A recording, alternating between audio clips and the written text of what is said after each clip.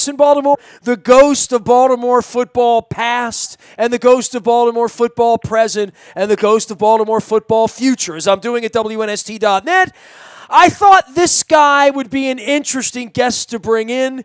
I know him as the racetrack guy and my former colleague and coworker at Sports First at South Street in the Baltimore News American building, owned and operated by the Hearst family in 1984 and 85. He has been at the Philadelphia Daily News ever since, doing basketball and horse racing and anything he feels like doing. He is a Baltimorean through and through, even though he escaped out the side door in Philadelphia and apparently is going to own some stock in the Timonium OTB before it's all over with. And now celebrating retirement, Dick Jerardi. Welcome in. It's like, who's my line, what's my line, or step in. What's going on, man? How's life up in Philly, man?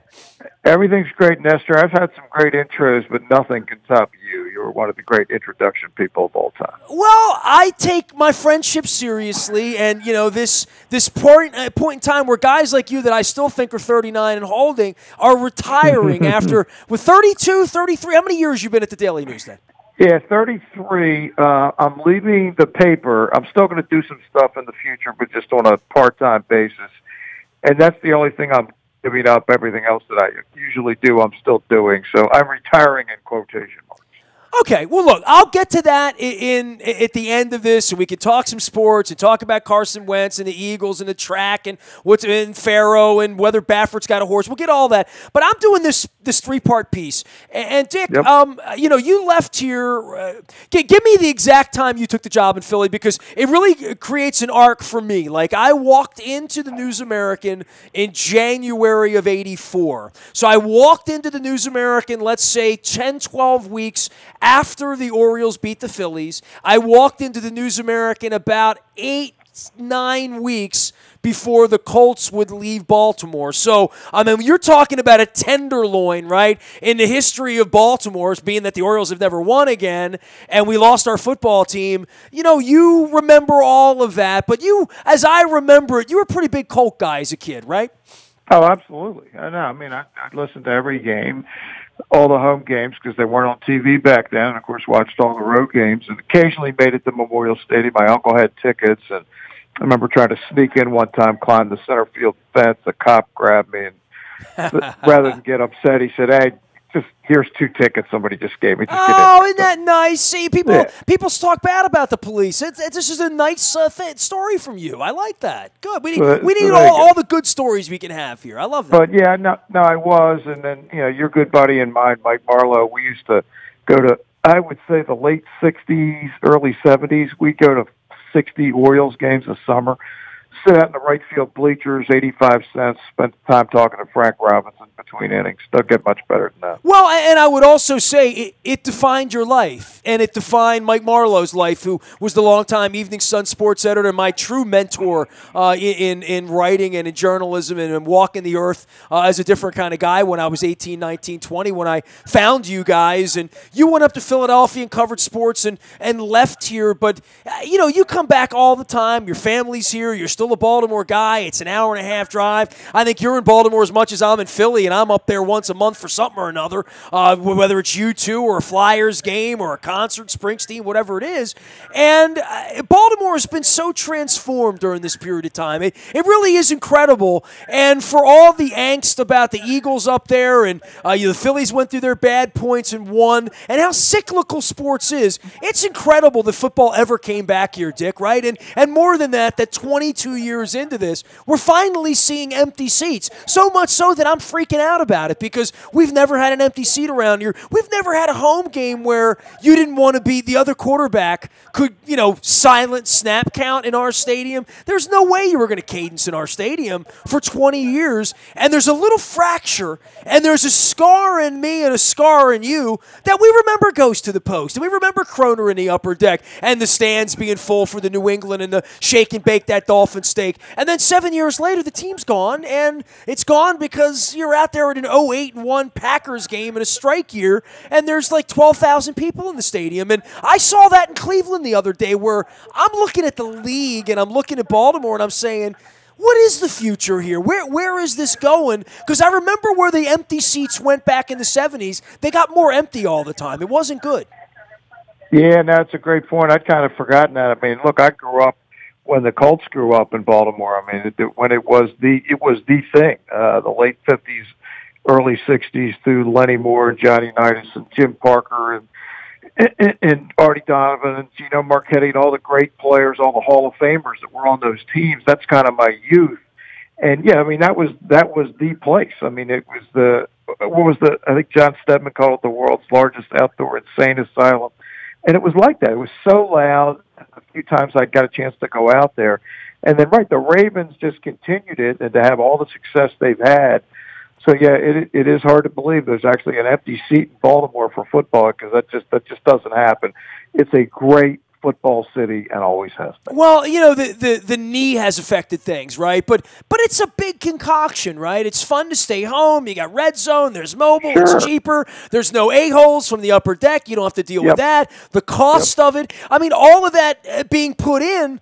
But where you are up in Philadelphia, I mean, until Wentz got hurt 2 weeks ago, you couldn't have talked about the knee or any problems in the league. There's no problems when you're 12-2, right? No, there's no problems other than the fact that their quarterback isn't going to come back, and he's obviously an exceptional player.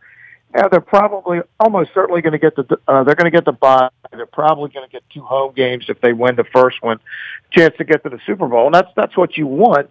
But will they be good enough without the quarterback? That's the question. And they're vulnerable like everybody else to the hot quarterback, and you get hot quarterbacks in the playoffs because you get the best guys. Drew Brees could beat him. I mean, Aaron Rodgers can't beat him because he's not going to get a chance to beat him, but players like that can always beat you. But the Eagles, this is probably the best team since I've been here. It's 33 years. I think it's even better than the team that went to the Super Bowl after the 2004 season. I really like the squad. Dick Jerardi joining us here. You can follow him out on Twitter at Dick Jerardi. He's been at the Philadelphia Daily News for 33 years now, as long as I've been doing this, and I've known Dick and had never missed a Preakness. You don't miss derbies or Belmonts, and always there with the ponies and with the horses and all that stuff. Where's that industry at this point, Dick, as you see it, and whatever shot in the arm American Pharaoh and that mythical, secretariat of our era now exists in the form of Baffert in the future, and, how is the industry? I think it's interesting. It's a two-pronged deal. At the very top, the races you're talking about, Triple Crown has never been more popular.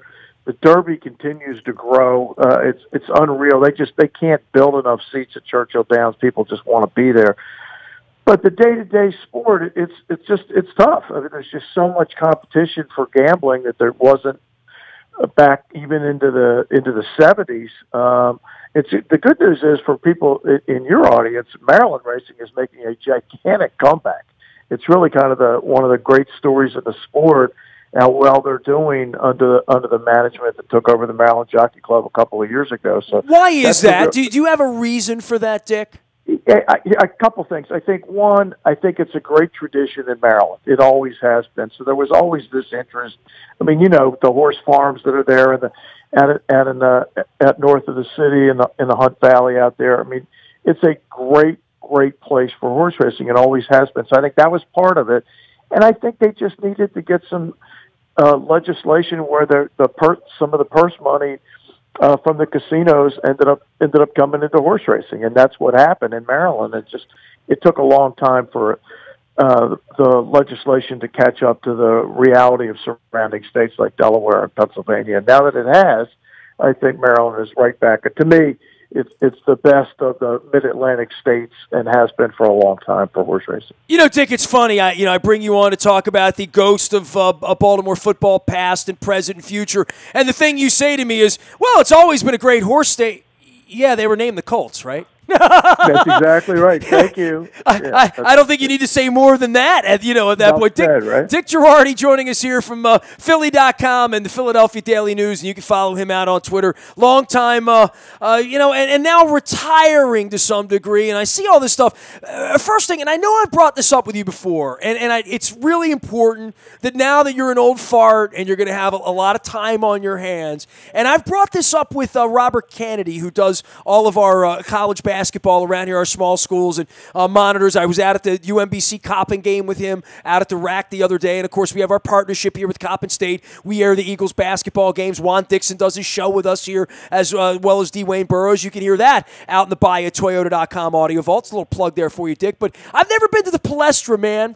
And I really feel like there's certain bucket list things that I might never do. Like I might never get to Wimbledon. I'm probably never going to get to the Australian Open because it kind of falls at the wrong time of the year with football or whatever. I am going to do the balloon race in Albuquerque. That thing's really going to happen. I am going to see the Northern Lights if I live long enough. But the Palestra is one of those very attainable bucket list things. It's just one of the, I don't really need to go to Notre Dame or like, see, there's certain things that like other people would say, I got to do that, but the Palestra, that's got to get done, and I want you to be my tour guide. Can you do that for me now that you're retired, Absolutely. You just let me know when you want to come. Hey, look, you can get on Amtrak and get off at the Philadelphia 30th Street Station and walk to the Palestra. It's a 10-minute walk.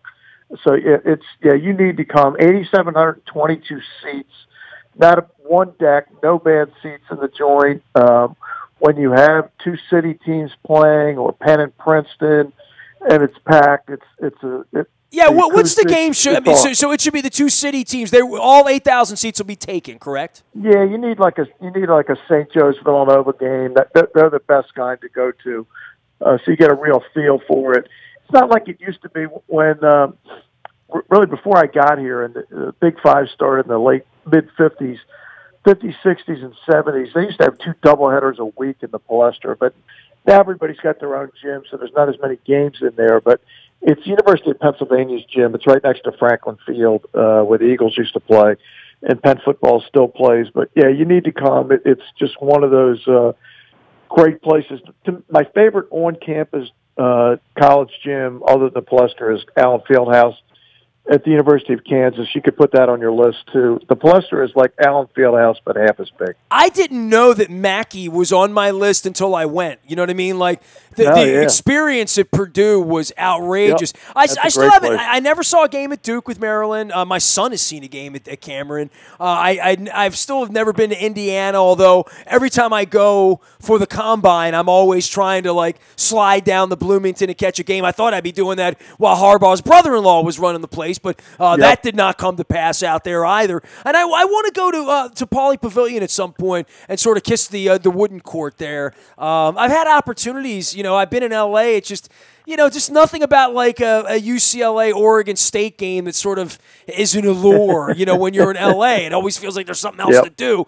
Dick Jerardi joining us here from Philadelphia, a Baltimorean. You've been at this a long time. You're retiring. I love talking sports with you and the varied background you have, but do you ever think about what's going to happen to the NFL at this point where it got bigger, like a balloon? It just got bigger and bigger. How much bigger Thursday Night Football? How much bigger international games? Just on and on and on and on. And now it's, sort of the rubber band stretching back in the other direction in a lot of ways, from CTE to all the things that we discussed.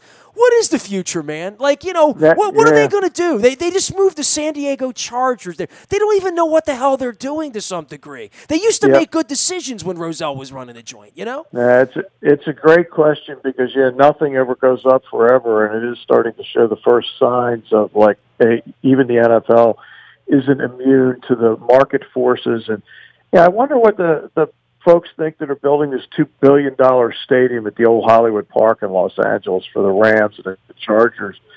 That's a lot of money to be thrown out there for who knows what the future is going to look like, especially in Los Angeles, where they really couldn't support one team. Now they're going to support 2, and somehow they're supposed to sell this stadium out every week for 16 weeks. I don't know. It seems a little crazy to me. I wouldn't want to be buying in at the moment, I can tell you that. Obviously, the people that are already in have made their money. They're not going to get hurt. But, what's going to happen with the Carolina Panthers now that Jerry Richardson has to sell? What is it worth in this market? It's a great question. Dick Jerardi wrote a wonderful, wonderful goodbye and retirement. It wasn't more like goodbye. It was more like see you later out at Philly.com. I shared it on my Twitter. You can certainly do that. And you can find Dick, a lifer Baltimorean who somehow has spent more than half of his life in Philadelphia now. He is a Dick Jerardi. That's Jeardi. But you really are. I mean, you're like one of those weird – I never think of you as a Philadelphia guy, but there's nobody in Philadelphia that even knows you're from Baltimore, right? Because, like, you just seep right into the crevices of Broad Street up there in the 80s. And, I mean, you really have made a hell of a go of it up there in a place where people love sports, and you worked on the fringes of it all. You know, like, not really so much around the Eagles and the Phillies or whatever. It was more like things like when Villanova popped up as well, that you have had this wide variety of things that you're associated with covering up there. And I thought it was fascinating that your bucket list of things you wanted to cover was made full by Villanova. I would say that if the Caps ever won the Stanley Cup, right, and I got to broadcast and drink out of the cup with Trotz, that might do it, because I don't really ever expect the Orioles to win. You know what I mean? And I don't expect to feel the same way about it if they do win, quite frankly, you know? Yeah, I hear you. It's interesting. When I lived down there, I always expected the Orioles to win because they were always so good. But, yeah, since I've been gone, it was 2 years before I left when they won the last World Series, hard to believe. You referenced it in '83. But, you know, it's funny. And when I came up here, Nestor, I didn't really have a clue what I was getting into. And I do consider myself a Baltimorean and always will. It's where I grew up. But this city, it's very different than Baltimore.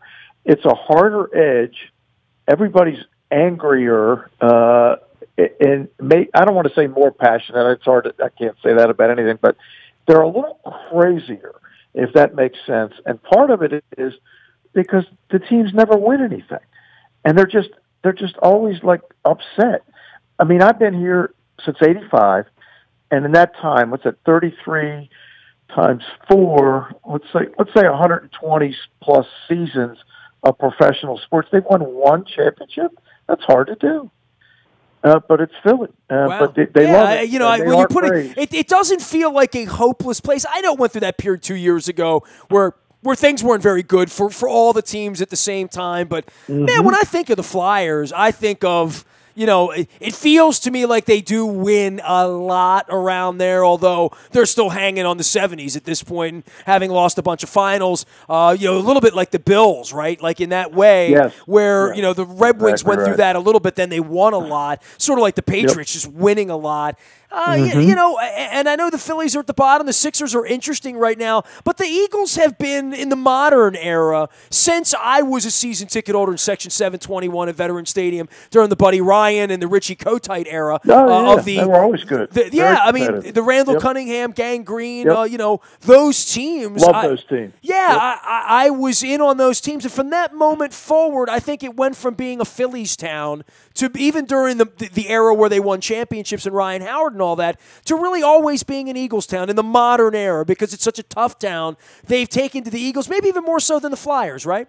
Yeah, I think it's an Eagles town, and I really think it probably Buddy Ryan was the guy. When he came to town after the Bears won, he was such a lightning rod.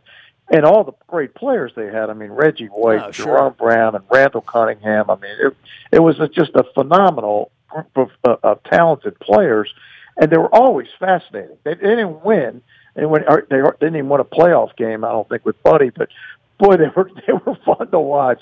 And it was interesting. That was about when sports talk radio took off in the city, and that became the Eagles also, and it became Eagles 24/7. It's really been that way ever since.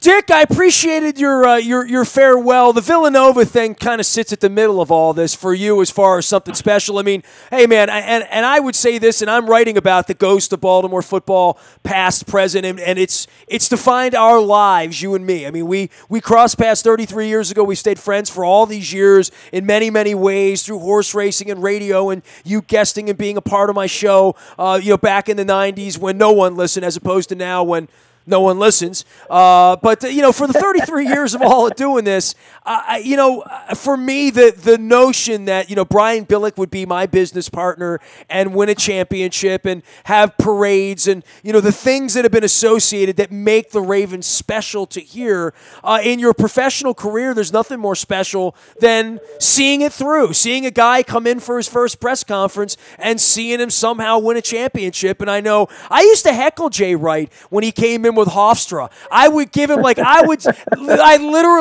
you ask him, I would sit at the Towson Center and I'd yell, "Hey, Calipari, fix your hair. You look like Patino down there." I would give Jay the business, and I feel bad about that a little bit. I did it on behalf of Terry Truax and Mike Jaskowski, so it was in good spirit, I'm sure he took it in the way it was intended. He laughed like hell. Yeah, he's fine right now. He's moved on from Calipari to Clooney, so he's fine. Well, you did get to cover that story, and I know that meant a lot to you. It was great to read your piece. Please keep writing. Don't be a stranger. Come by, do the Preakness, hang out, do some radio with me, go to the Palestra with me. When your next big game you find where you think I should come, some Saturday afternoon, whatever, I will come up, we'll get some cheesesteaks, and we'll go old school, Dundalk meets Rogers Forge right there somewhere in West Philly. What do you think? That doesn't get any better than that. And I'll certainly be around, and I'll certainly be at the Preakness. I've been at 40 in a row. That streak will be continuing for a while. Well, the difference is you remember them all. I do. The Sunday silence thing. I learned about that hours later. Hey, my first one in the streak was affirmed in '78, so it's been a good run. Well, it has been a good run. Great run for you. Congratulations on everything you've accomplished up there and leading a great life, a man of integrity in sports journalism and history as well. And I will be calling you and bugging you, and you will see me up at the Palestra. Sounds good, Nestor. You got it. Dick Jerardi, one of our all-time favorites, retiring sort of kind of from Philly.com and the Philadelphia Daily News, but one of my many guests of the ghost of Baltimore football, past and present and future, because he's an encyclopedia about that kind of stuff. You can find me out in the buyatoyota.com audio vault 24 hours a day from anywhere in the world on your mobile device by downloading the TuneIn Radio app. We do come in crystal clear from anywhere in the world. Last but never least, if the Orioles ever trade Manny Machado or Zach Britton or anyone else, if Mr. Angelos ever agrees to anything, you'll get it first on the WNST Tech Service. It's all brought to you by Coons Ford of Security Boulevard. Of course, Dennis Colatzos will be here on Thursday from 3 until 5, driving you home, getting you ready for the Indianapolis Colts. I remember when that used to be like a 4-letter word around here. You say Colts, people are like, Irsay sucks. Now they're like, you want my tickets? It comes with parking. I don't want to go. Oh, boy. So that's what I'm opining about this week. And I would love to see the place packed and really, really crappy for Jacoby Brissett, but I'm not holding out a lot of hope. I'm really not. Nasty at WNST.net finds me. Facebook, Twitter, LinkedIn, Snapchat, Instagram, streaming live on our Facebook, as well as our YouTube WNSTV channel. And don't forget, the pieces are up this week at WNST.net. Go look for them. You'll find them on the social as well. The ghost of Baltimore football, past, present, and future, on display at WNST.net. I am Nestor. We are WNST.net, AM 1570 at WNST Towson, Baltimore. And we never stop talking Baltimore sports.